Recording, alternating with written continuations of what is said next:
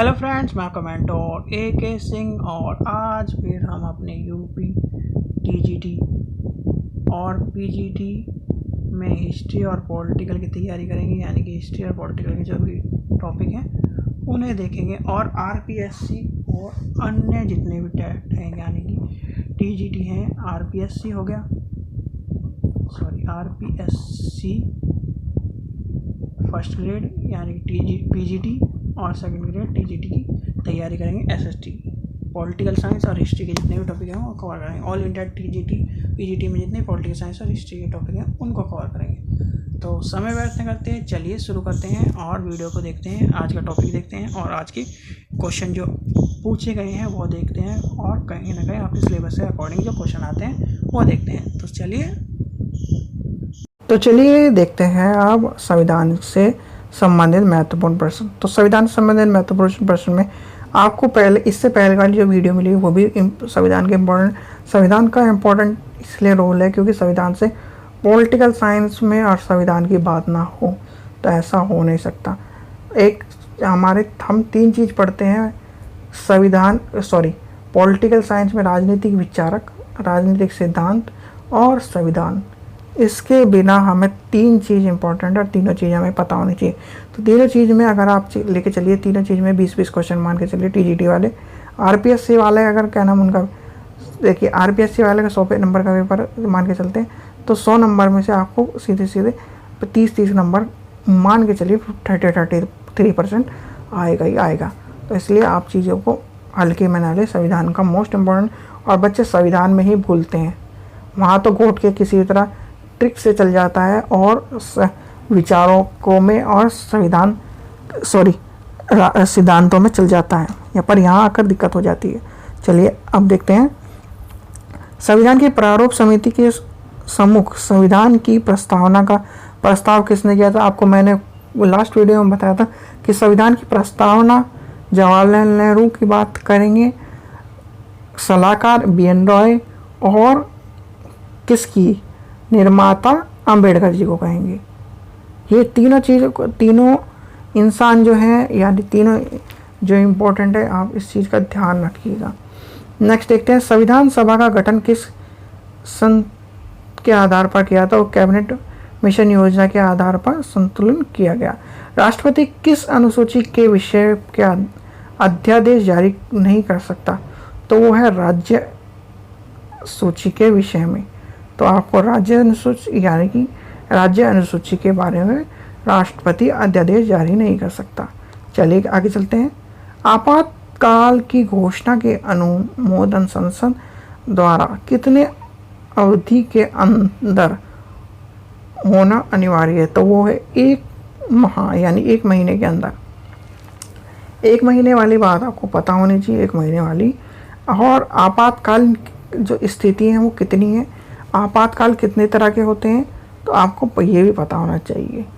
राज्यों के वित्तीय आवंटन यानी कि फाइनेंस एलोकेशन किस संतुलित किया जाता है? तो वित्त आयोग की संतुलित पर होता है, यानी कि वित्त आयोग के बारे में बात करी गई है।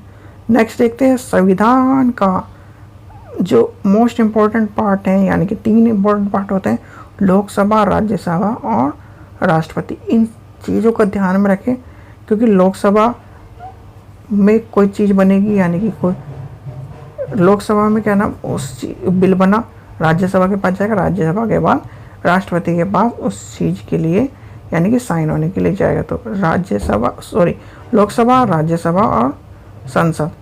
सचिवालय। अब क्वेश्चन की तरफ चलते हैं, हम क्वेश्चन के देखते हैं। क्वेश्चन क्या है? लोकसभा का सचिवालय किस प्रत्यक्ष पर्यवेक्षण एवं नियंत्रण का कार्य करता है? तो लोकसभा अध्यक्ष होता है। भारत के संविधान का सबसे बड़ा एकीकृत स्रोत कौन सा है? गवर्नमेंट ऑफ इंडिया, यानी कि भारतीय जो अधिनियम है वो है 1935। क्योंकि ये सोर्स है इसलिए आपको सिंगल सोर्स, बिगेस्ट सोर्स भी कहा जाता है, मिनी संविधान भी कहा जाता है। मिनी संविधान क्यों कहा जाता है? इससे बहुत सारी चीज़ें ली गई हैं। अगर आप सोर्स के बारे में देखेंगे तो सबसे पहला नंबर 1935 वाला ही आएगा। चलिए आगे चलते हैं। संविधान में मूल ढांचा यानी कि बेसिक स्ट्रक्चर को संविधान संशोधन नहीं किया जा सकता।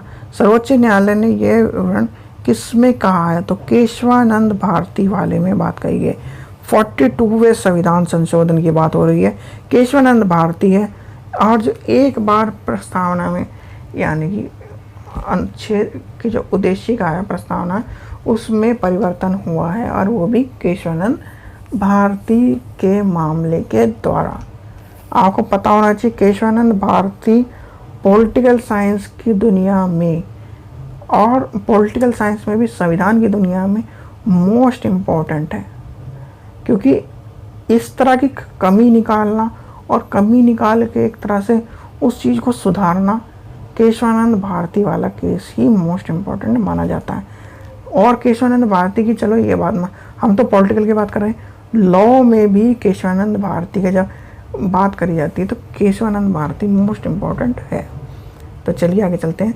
भारत में राजनीतिक दलों को कौन मान्यता देता है? तो वह निर्वाचन आयोग की बात करते हैं। चलिए आगे चलते हैं। संविधान द्वारा प्रदान किए गए मौलिक अधिकारों में संशोधन करने का अधिकार किसके पास है? तो वो है संसद के पास। अब संसद अधिकार में कौन कौन सा है? लोकसभा, राज्यसभा और राष्ट्रपति, यानी कि LRP होगा, लोकसभा, राज्यसभा और प्राइम मिनिस्टर। चलिए आगे चलते हैं। राज्य के नीति निर्देश सिद्धांत का उद्देश्य क्या है? तो वह संविधान को सामाजिक परिवर्तन का उपकरण बनाना, यानी संविधान, कोई भी संविधान आप देख लीजिए, इंडिया में कौन रह रहे हैं? हम सब रह रहे हैं। हमसे क्या बनता है? समाज बनता है। समाज को क्या इम्पोर्टेंट? कानून चाहिए, जिससे लड़ाई झगड़े ना। और कानून कौन बनाता है? संविधान बनाता है। तो और राज्य की नीति निर्देश सिद्धांत के आधार पर संविधान सामाजिक होते हैं। चलिए आगे चलते हैं।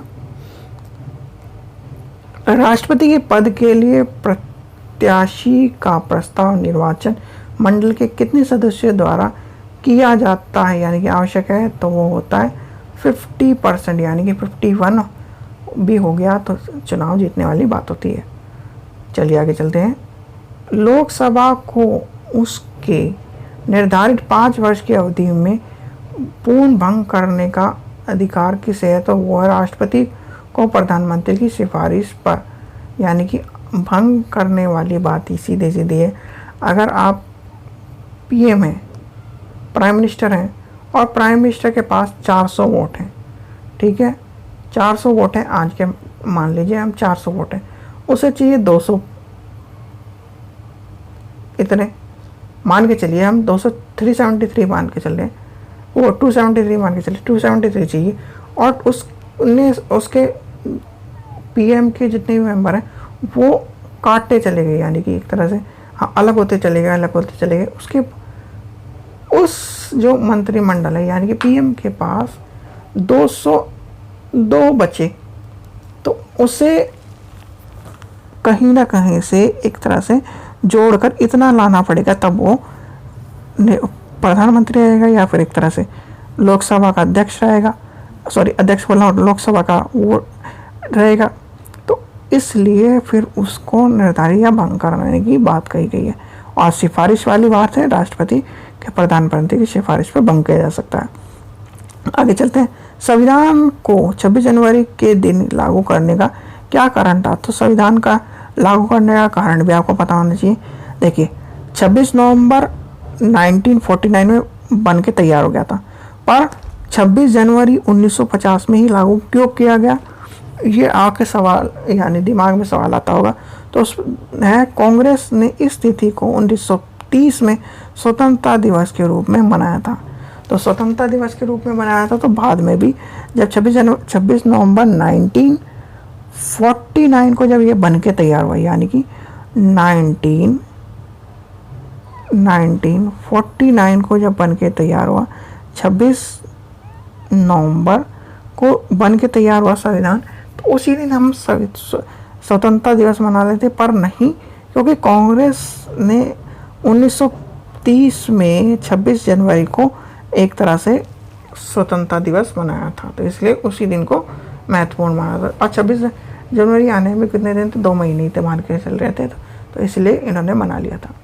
चलिए, व्यक्तिगत स्वतंत्रता के अधिकारों को सुनिश्चित करने के लिए नागरिक को किस अधिकार के पास होने चाहिए थे? सर्वोच्च न्यायालय और उच्च न्यायालय, कोई से भी उसकी स्वतंत्रता कानून होता है या नागरिक की लगी, और सर्वोच्च न्यायालय और उच्च न्यायालय के पास चल जाता है।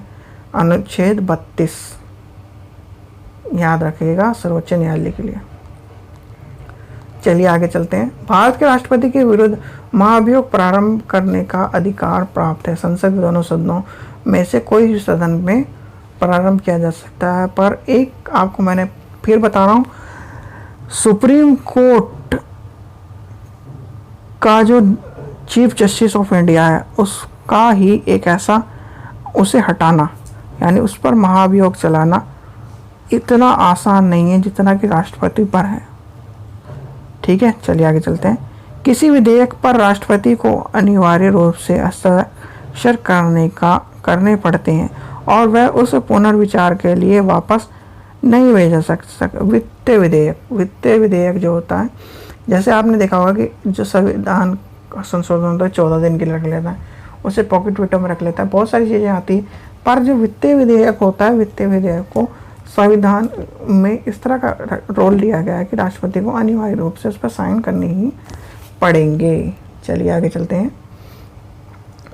हैं। उपराष्ट्रपति के किस संस्था का पद का सभापति मानता है? तो आपको सभापति ये पता होगा। जो उपराष्ट्रपति होता है वो राज्यसभा का जो सभापति होता है उसे कहा जाता है। लोकसभा के नेक्स्ट देखते हैं। लोकसभा के सामान्यतः कार्यकाल को 5 वर्ष से अधिक करने का अधिकार किसके पास है? तो वो संसद को केवल राष्ट्रपति के संकट के समय और कभी नहीं है, यानी कि 5 साल है तो 5 साल ही रहेगा। अगर राष्ट्रीय संकट है तब बढ़ाया जा सकता है, तब 6 साल करा जा सकता है। ठीक है, चलिए आगे चलते हैं। दल बदल के बारे में पूछा गया।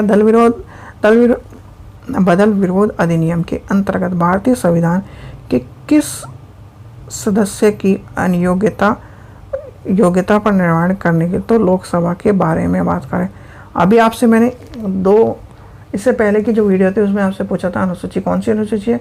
कमेंट सेक्शन में बताया कि दल बदल के बारे में जो कौन सी अनुसूची के बारे में बात कर रहे हैं, दल बदल। इतना आसान है, उतना आसान मैंने उस दिन पढ़ाया था, आपको पता होना चाहिए। चलिए आगे चलते हैं। किस राज्य में आरक्षण विधेयक को 9वीं अनुसूची में सम्मिलित किया गया है? तो तमिलनाडु के आरक्षण के विधेयक में, और 9वीं अनुसूची को पार्ट 1 से जोड़ा गया है। विधेयक परिषद के सदस्य चुने जाने के लिए विधेयक सभा में किस प्रकार का मत? खुला मताधिकार। ये खुला मताधिकार का पता होना चाहिए। राज्यसभा के 2 वर्षीय चुनाव की उद्देश्य घोषणा करना निर्वाचन आयोग के बारे में है, बात करिए। चलिए आगे चलते हैं। ये जो अभी बात कर रहे थे वही है। यदि किसी विधेयक को संवैधानिक संशोधन को संविधान की 9वीं अनुसूची में रख दिया जाए तो इसका क्या परिणाम होगा? तो क्या परिणाम? वह न्यायालय के वाद योग नहीं रहेगी, यानी कि न्यायालय में से चुनौती नहीं दी जा सकती सीधे। नेक्स्ट चलते हैं। किसी अनुमति के बिना राज्य के विधानसभा में कोई धन विधेयक पेश नहीं किया जाता। राज्यपाल की अनुमति के बारे में बात करी गई है। चलिए आगे चलते हैं। भारत के संविधान में प्रदत्त मूलभूत अधिकारों को निलंबित करने का सतत किसके पास है? तो वो है राष्ट्रपति के पास है। नेक्स्ट चलते हैं।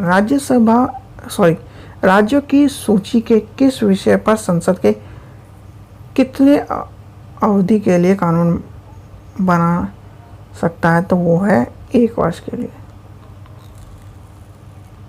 नेक्स्ट चलते हैं। नेक्स्ट क्या कर रहा है? Last question. राज्य की नीति के सिद्धांत के संदर्भ में यह टिप्पणी किस की है कि यह एक चेक है जिसका भुगतान बैंक की सुविधा पर निर्धारण। K.T.. Shah, most important K.T.. Shah political science के लिए के.टी. शाह का इम्पोर्टेंट कथन है। और एक पोस्ट डेटेड चेक के बारे में पूछा गया है, तो ये आपको दोनों कथन याद होने चाहिए, मोस्ट इम्पॉर्टेंट माने जाते हैं के.टी. शाह और इसके बारे में जो इम्पोर्टेंट है तो आपको पता होना चाहिए।